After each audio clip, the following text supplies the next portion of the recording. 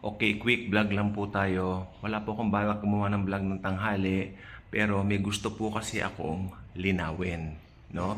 And pag may sinabi akong gusto kong linawin, it is a very important matter for me to tackle or to correct, okay? Ang mga Kristiyano kasi ever since may mga views. Okay? Pag sinabi mong views, meron tayong minor views, tapos meron ding mga major. Merong major, rather. Hindi mo papalitan ng major view.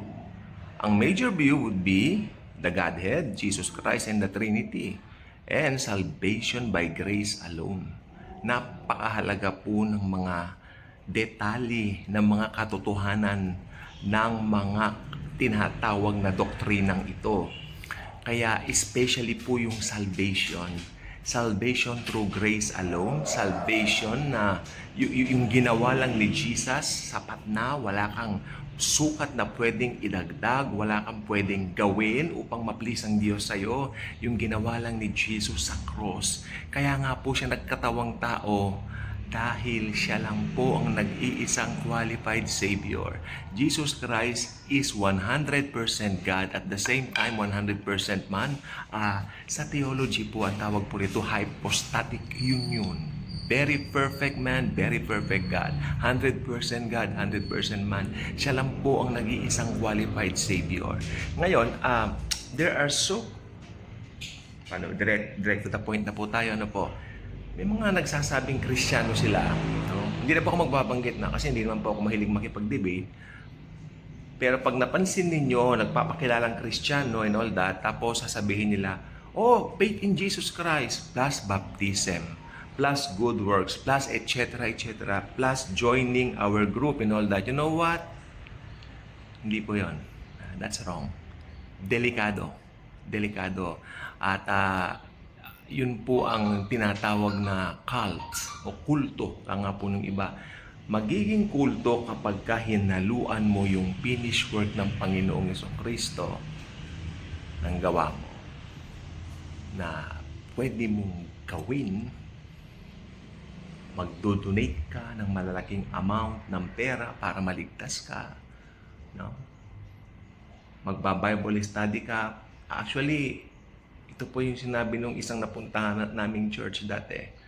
Sabi niya, kailangan mag-Bible study ka, mag-devotion ka. Pag dumating daw ang Panginoon, actually hindi naman nila nililinaw yung pagdating. Actually, itong mga cults, bibihira mong marinig yung term na rapture sa kanila. Ang sasabihin lang nila, darating ang Panginoon. Darating si Jesus. Hanggang doon lang. Hindi nila binibigyan din yung rapture o hindi rin naman nila binibigyan yung second coming. Basta darating.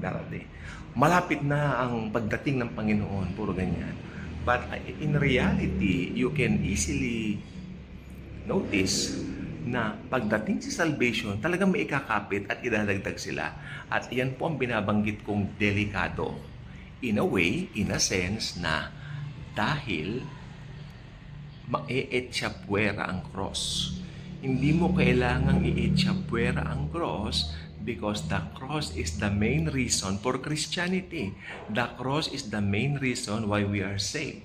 We cannot be saved by our good works. We cannot save by anything na pwede mong gawin o pwede mong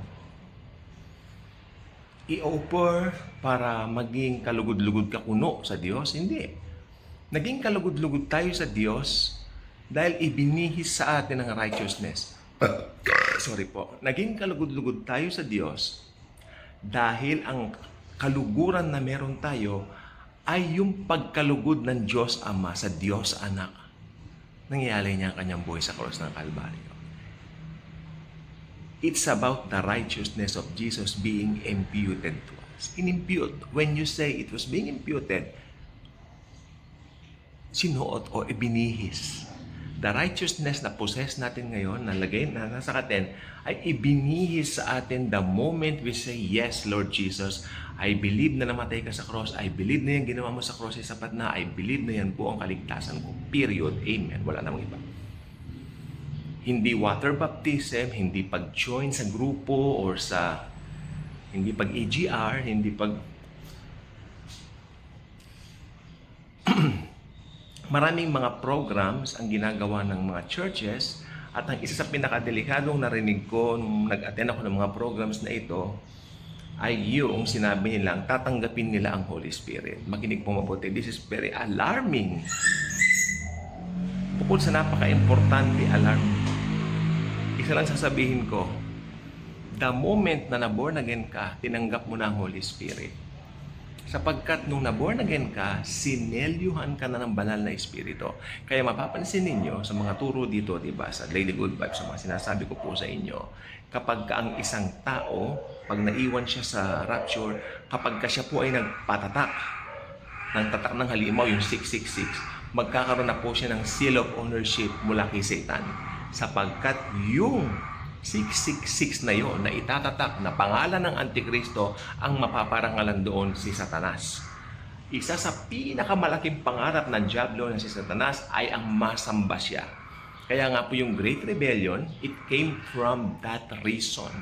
Pagre-rebelde sa Diyos dahil gusto niyang masamba siya. Pero wag niyo kong tatanungin, saan nagmula yung pride ni Satanas? Wala pong kahit sinong magaling na theologians ang makakapagsagot niyan. Bakit ang tao pinapatawad? Bakit si Satanas hindi napapatawad? Actually, ako katanungan ko rin yan. Pero kung gustong sumagot dito, I dare you. I mean, dito naman po, welcome naman po mga ating mga, mga kuro-kuro o mga nais na ipaabot ng mga kaalaman. And welcome po, i-welcome ko po lahat ng yan. As long as wag ninyong sasagasaan yung pinaka-importanting major doctrines. Again, Godhead, Jesus Christ, Trinity, and salvation. Pinaka-importante, salvation by grace alone. What He had accomplished on the cross is very important. Hindi mo gagalawin yan.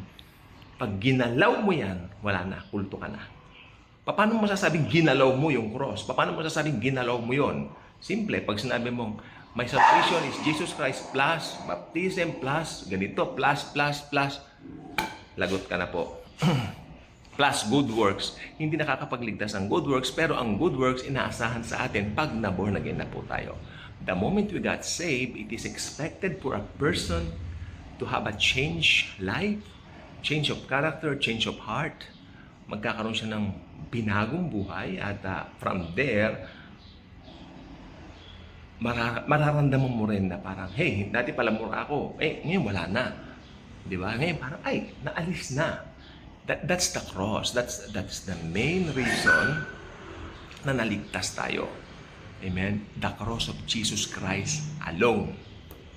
Hindi ka pwedeng iligtas ng kahit na ano paman. Ngayon pa lang sasabihin ko na, no one can save you except Jesus Christ only. His finished work on the cross is 100% valid. Tinatakan ng banal na Espiritu ang isang tumatanggap sa Panginoon Kristo pag naniwala siya sa ginawa niya sa krus ng Kalbaryo. Okay? So, while you cannot add anything sa kanyang ginawa, talagang dapat mong panampalatayanan na sapat na yung ginawa niya. Okay? Again, while you cannot add anything, sampalatayanan mo na lang na sapat na yung ginawa niya. Dahil yung po yun that's perfect. Okay? Kaya maging maingat tayo pag may nagsasabi, kasi maraming ngayon ako nakikita dito po sa YouTube, ang dami, nangangaral pero, kailangan ganun, kailangan. Wow. Di wow. Delikado yun. That's not safe. Okay? The only matter na malulugod ang Diyos ay ang Panginoong Jesus at ang ginawa niya sa krus ng Kalbaryo. Sapat na po yun at hindi mo pwedeng dagdagan. Wala kang pwedeng idagdag sa isang bagay na tapos na at ganap at perpekto. Dahil itong perpektong ito, nagawang ito, ay hindi gawa ng tao, kundi gawa ng Diyos mismo, si Hesong Kristo. Ka-good vibes ka na ba? Kung hindi pa po, I ask you na maging ka-good vibes na by clicking that subscribe button, share this video, share Jesus, share His grace, share His love. Thank you. God bless. Okay? Enjoy life, enjoy the love of Jesus. Every day, mga ka-good vibes. Hallelujah. Jesus is so good. Thank you, Jesus. Thank you, Jesus. Hallelujah.